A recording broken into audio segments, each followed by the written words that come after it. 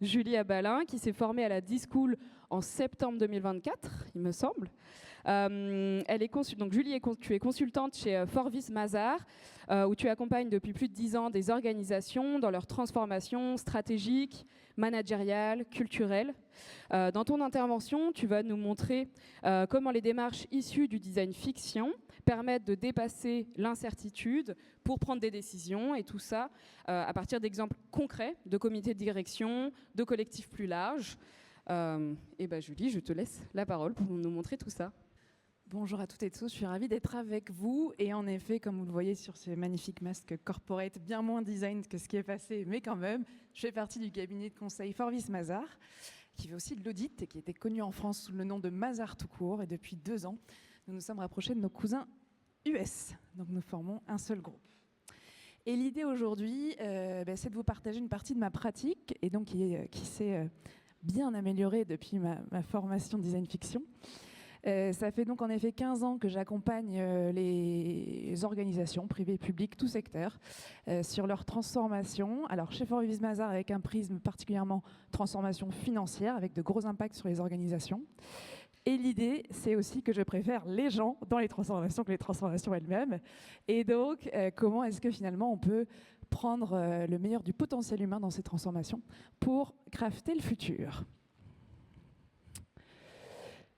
Le design fiction, pour moi, donc ce que ça m'a apporté en tout cas dans ma pratique, c'est vrai que j'avais l'habitude de travailler sur l'accompagnement du changement au sens faire en sorte que les gens sachent, donc le savoir, la partie communication, pourquoi est-ce qu'on se transforme, sur le pouvoir aussi, donc la partie formation bien sûr, et sur le vouloir avec des logiques d'intelligence collective, d'ateliers de co-création, et dans beaucoup de transformations, et notamment les plus structurantes, celles qui changent et qui ont le plus d'impact, il me semblait qu'il manquait quelque chose pour enclencher l'action. C'est le côté un peu de désir des transformations. Alors je ne sais pas comment bien le qualifier, mais je trouve que le design fiction, en tout cas, permet ça. Il le permet en plusieurs leviers. Déjà, le fait de suspendre le présent, donc de ne pas partir du présent pour réfléchir l'avenir, et je vais y revenir. Et ça ouvre bien sûr un champ des possibles plus intéressant. Le fait de se poser des questions sur ce qui est vraiment désirable ou pas, et ça permet aussi un positionnement collectif. Et dans ma pratique, en tout cas, l'idée c'est que les ateliers démarche design fiction, je pense que je ne suis pas tout à fait sur le design fiction dans les purs, de ce que j'ai appris, mais tout de même, dans ma pratique, j'ai aussi à cœur que ça mène à des décisions ou des positionnements structurants. Que ça ne reste pas flottant, on a réfléchi au futur, voilà. Donc, ce que je vais vous partager. Comme je vous l'ai dit, donc quand est-ce que j'utilise cette pratique ? Dans des transformations organisationnelles, souvent sous contrainte. Donc par contrainte, j'entends souvent, c'est vrai, contrainte de performance économique dans les organisations. Mais ça peut aussi être de la transformation, je dirais, plus culturelle en premier abord, transformation de la relation client aussi. Bon. Mais globalement, ce dont je vais vous parler, c'est un exemple de transformation dans un équilibre financier très compliqué. C'est des ateliers qui peuvent s'envisager du tout collectif, de dirigeants aux collaborateurs. Et aujourd'hui, je vais vous partager un exemple plutôt dirigeant. Et le problème, au-delà du savoir, vouloir, pouvoir qui n'enclenchait pas toujours l'action, il y a aussi, en tout cas de ma pratique et grâce à mes collègues, le fait que le présent est très documenté. Souvent dans les transformations, on a des diagnostics extrêmement extensifs sur et à la fois le présent et aussi, je dirais, le futur dans une logique perspective peut-être, pas tout à fait prospective, en tout cas plus scientifique qu'imaginaire. Ce qui mène, selon moi, à des scénarios, on va dire, raisonnables de transformation. En tout cas, ça invite à ça. Et globalement, plus une inertie collective qu'un grand mouvement de changement. Ici, pour vous dire que rien de nouveau sous le soleil sur l'idée d'intégrer cette dimension-là. Je me souviens, mon tout premier atelier, quand j'étais stagiaire à l'époque, donc il y a 15 ans, c'était l'atelier scénario idéal, scénario catastrophe. Mais à nouveau, l'idée de réfléchir à un futur à partir du présent, n'ouvre pas tout le champ des possibles selon moi, et c'est ce qu'apporte le design fiction. Ici, quelques conditions de ma pratique. L'aspect ouverture, donc champ des possibles et en même temps à articuler avec l'aspect concret et crédible, je dirais. Donc notamment face à des comités de direction, l'idée que les scénarios qu'on propose tout de suite soient adoptés comme possibles. Donc c'est aussi un travail de profondeur qui mène ces deux dimensions-là. Et je vous l'ai dit, que cela mène au choix, en tout cas à un positionnement collectif.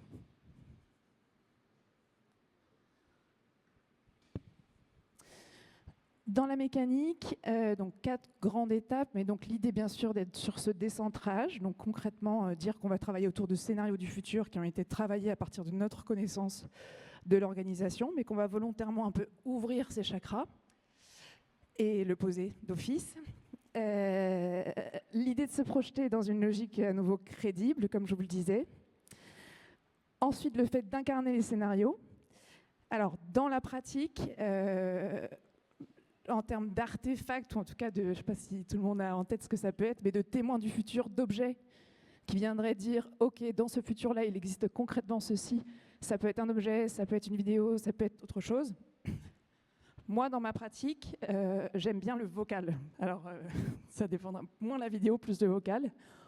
Aussi pour son côté, et ça c'est mon côté financier qui parle, ROI, ou retour sur impact, puisque finalement, le message du futur d'un client, d'un collègue, d'un collaborateur, je trouve a beaucoup d'impact, bien raconté, enregistré, compréhensible, et porte tous ses effets, plus que le temps passé aussi, parce que je suis moins experte, mais à crafter des vidéos, à faire des choses qui sont plus consommatrices de temps. Et enfin décider, et donc là c'est la logique un petit peu de rétro-pédalage une fois qu'on a été dans le futur, et de se dire, ok, dans ces scénarios-là, très vite, qu'est-ce qui, oui, tout à fait, ça nous ressemble, c'est possible, ça non, pas du tout, très bien, et donc ça veut dire quoi, la transformation qu'on veut engager aujourd'hui.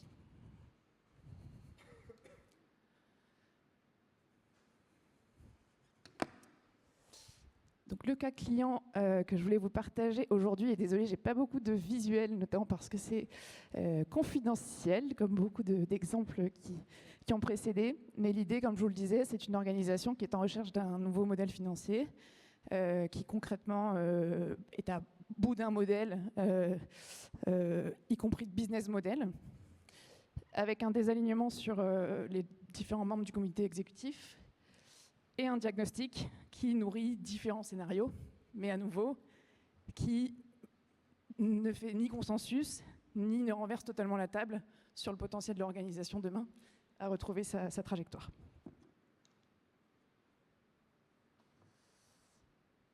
Donc ce que nous avons travaillé, c'est des différents scénarios, bien sûr, 3 exactement, qui, pour vous donner, donc c'est on va dire, opérateur qui accompagne des publics sur le territoire, dans une logique assez physique, relationnelle, avec des sites, etc.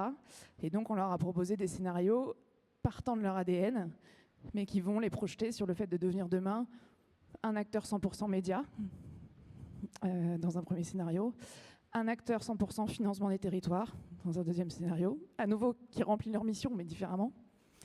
Et un troisième scénario,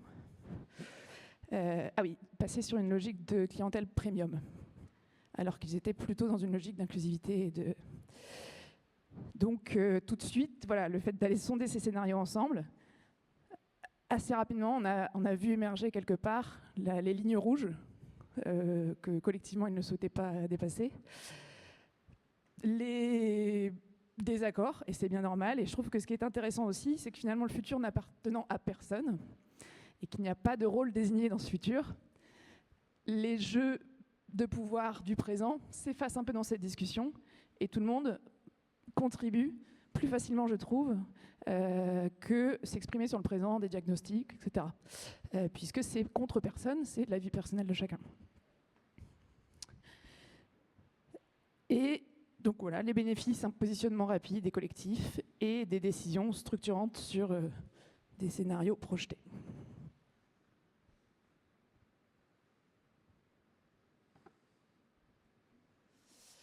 Et donc concrètement derrière, ce qui est intéressant, c'est aussi de voir, y compris émotionnellement, que quelque chose d'autre se passe dans la salle et qu'il y a aussi un côté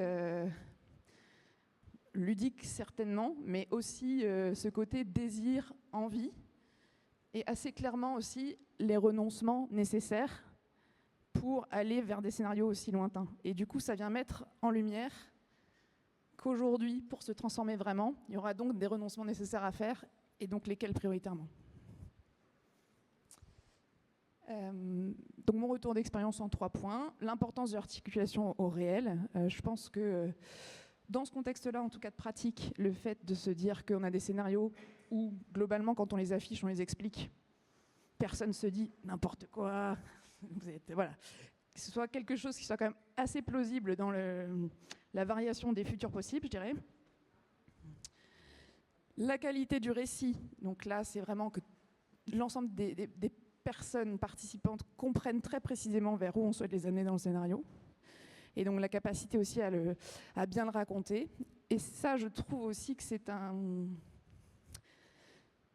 c'est un challenge, y compris en tant que manager d'équipe, pour se dire que les consultants qui m'accompagnent, il y a toutes ces compétences-là, entre guillemets, à aller chercher, à les développer, ou comment est-ce qu'on s'assemble sur chaque mission pour avoir à la fois le côté qualité du récit, facilitation décision, et le côté créativité et convergence. Je ne sais pas si je suis claire, mais je trouve que c'est un peu une évolution, en tout cas de mon métier, dans cette pratique, et l'orientation de décision.